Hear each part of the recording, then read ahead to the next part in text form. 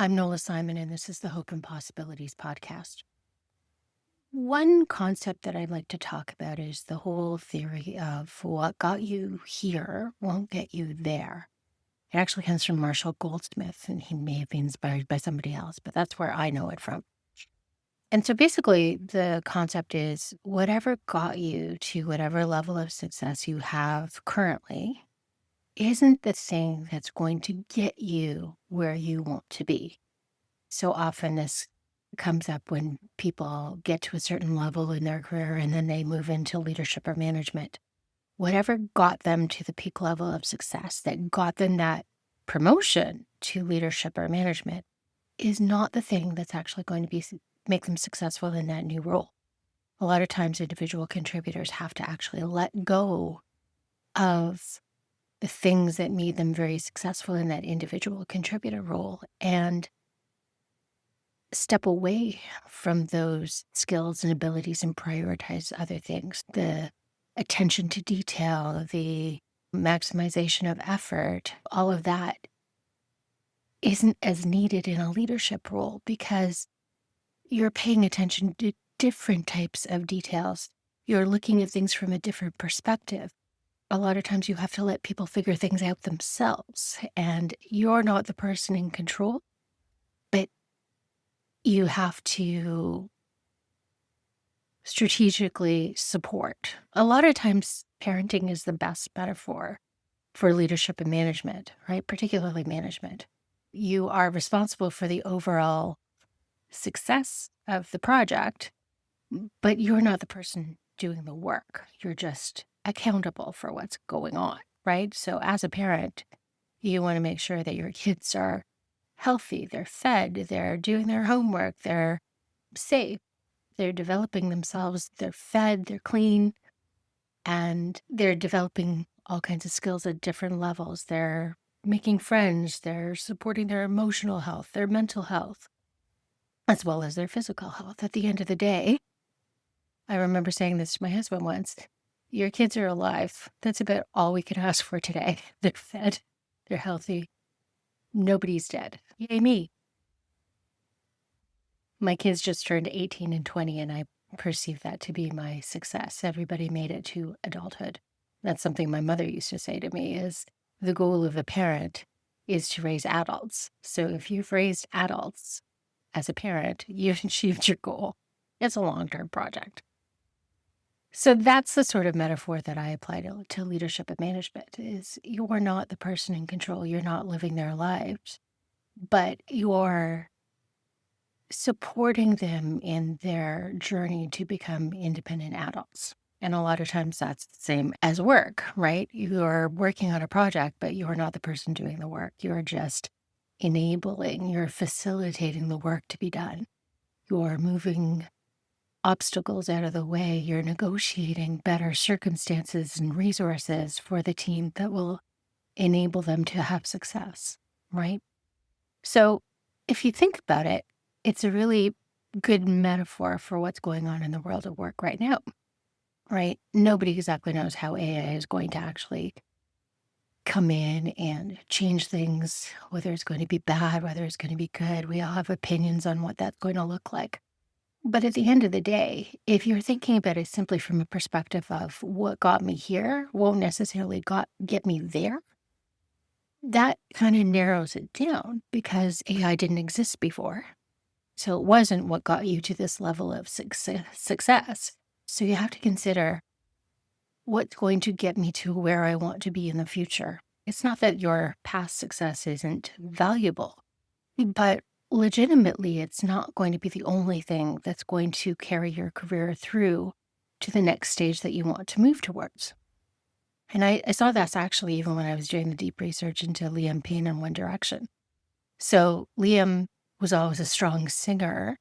That was his main skill and ability. He was naturally gifted. Even when they started, when they were young teenagers, he was an incredible singer, but he also brought this ability to melt and to fit in and cover when other people weren't necessarily having the best vocals. So it made him actually ideal within a group because he could sing almost anything. He had an extremely wide range. He could sing falsetto, he could sing high notes, but he could also do really deep notes, and he had that mellow ability to harmonize with anyone. And it really, in lots of ways, he was the glue in the harmonies. The thing about Liam, he was also very vocal, and he was, in lots of ways, especially early on, the spokesperson for the group. If you watched lots and lots of interviews, especially early on, Liam was often the person who spoke first. He's often the person who sang first.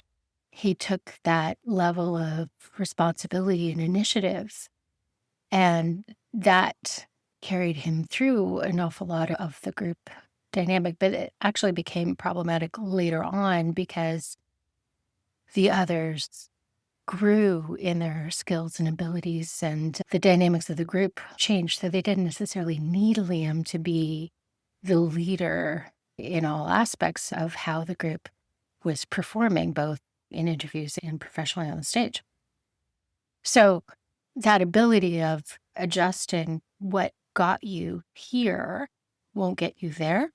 That's something I think that Liam struggled with. If I was analyzing his career, which I did, he very much,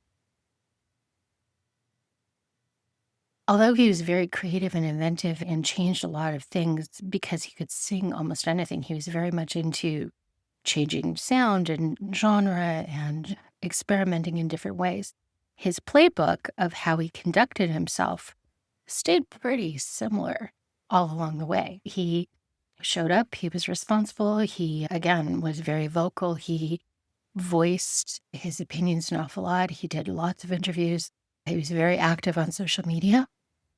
I'm going to counter that actually, especially when he carried that through into his solo career, that did not work well for him because it made him a target in lots of ways. And there was nobody else to actually balance anything that he might say. So he was incredibly available. And I think that in retrospect, looking at how his life and his career worked out, he would have been better, maybe speaking less and letting the music stand for itself, because it did stand for itself. His solo work was actually incredible. Where he actually got into some problems, I think, is because he said so much, there was so much to analyze. And the more you say, the more you make yourself a target to certain people who have nothing better to do but except analyze everything that you say. So strategically, I think if he had been able to adjust his playbook and how he interacted and how he presented himself, he would have had a better experience. Now, woulda, coulda, shoulda, there's no way to know for sure. But that metaphor of what got you there won't necessarily get you there, I think really played out throughout Liam's life. And there were other factors as well, like tall poppy syndrome. One Direction was incredibly successful, and Liam was a big part of that. But the way the world works in terms of tall poppy syndrome is when people have that level of incredible success, there's certain personalities in the world that want to take you down a peg. And the way that they do that is to undermine your credibility and your success. And so Liam was often engaged in defending what he had managed to do with One Direction. And that, again, is totally understandable, but it was detrimental to him, right?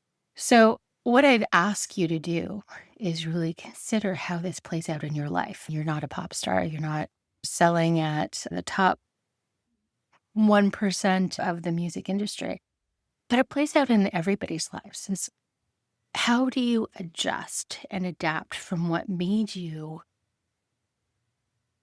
comfortable, what made you happy, what made you successful, however you define success? How do you adapt and change that? So, for example, I'm looking at that with my work right now. I founded my consulting business because I saw an opportunity to talk about the way that I had developed hybrid remote within my own career and adapted it so that I could be a more present parent for my girls. My girls were, 6 and 3 when I first started advocating for work from home because I really didn't have a whole lot of family support or daycare, reliable daycare. And so that's why I started advocating for that flexibility because I had a 4-hour commute and I was seeing my kids 1 hour a day. Now, my kids are now 18 and 20. I don't need daycare. I haven't needed daycare for a good 10 years. But they're also not living at home, right? So I have to consider that although I may believe and everything that I read and research indicates to me that flexibility will be the future. It's better for caregivers. It's better for anybody who's disabled. It's better for integration of work and life. It benefits everybody, even people who don't need any type of accommodation in their lives, because you just have more freedom and autonomy to do the things that are more important in your life. And the businesses do better as well too, right? You don't have that fixed capital cost associated with real estate if you can get that away. So automatically you have the ability to redirect resources to different areas of your business that can help leverage your success. In terms of how I work, I've always been the type of leader who teaches by role modeling. I have this thing about actual teaching. I never wanted to be a teacher. I took training courses and I realized that I didn't actually want to teach or be involved in learning and development. It's not that those things aren't good to do. I'm very glad that there are people who can do them, but that's not the way that I communicate best. It's not the way that I inspire best. I'm not very good at repetitive teaching. I'm not good at reinforcing messages. What I am good at is role modeling, right? So I see something that I think that is valuable to do, and I take my own advice, leverage it, and then share what worked, what didn't work, what has a possibility of being tweaked, and then I go from there, right? And so that is really the way that I developed my whole work from home when I was working corporate, but it's also how I developed my business as well, too. And so that's really how I got media attention. That's really how I've developed my podcast. It's that role modeling. So now that I don't actually need to be present for my children, how does that change my work and what do I want to role model? And how do I best share my skills and abilities so that I'm useful and sharing something that's going to be inspiring both to myself and to the people that I work with?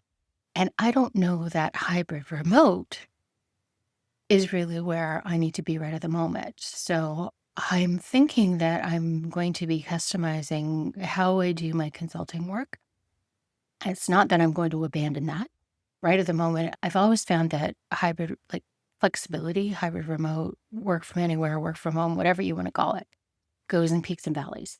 And when you've got a valley where the economy is not doing well, where employers feel that they're in control as employers market and they can operate from a perspective of it's my way or the highway, and they're using that fear to inspire and control their workforces, and flexibility is at a minimum, where they're trying to go that route where they're actually impeding people from having that flexibility, and they're requesting and demanding and mandating that people come back to the office.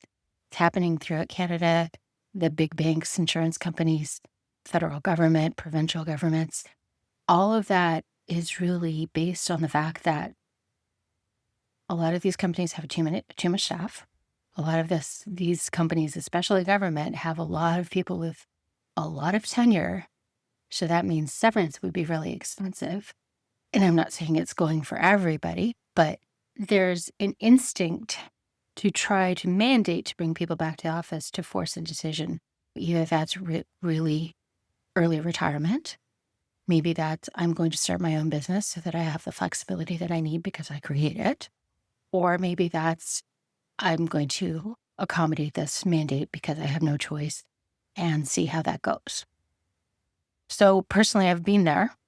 A mandate in 2013 meant that I had to go back to the office. I actually had to go back to the office with a day's notice because they canceled the program.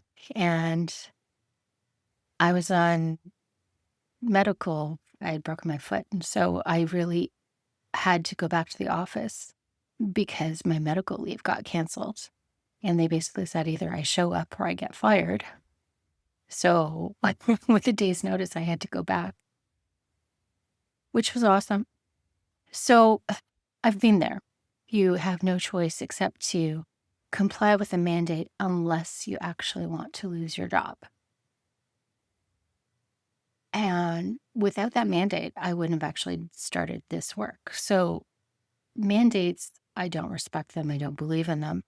But if you are forced to comply with one, what you have to look at is what are you going to learn from the experience and where can it lead you? So that's, again, what got you there to where you are right now won't necessarily be what gets you to where you want to be. But that path may not be what you expect it to be with everything that's changing in the world of work. So the world is scary right now. There's lots of things going on that nobody ever really planned for or expected. Even from a demographics perspective, people are living longer, people are having fewer babies. Lots of things are changing. How do you plan for it? How do you adapt to it? What do you want your life to be? And what do you want your work to be to support that life? And that's really where you have to get that clarity. And that clarity may come as you work through this process. And that's what I'm doing at the moment as well, too. So I'd love to hear your perceptions about what playbooks hold you back and what you think that you might have to drop in order to be more successful in the future.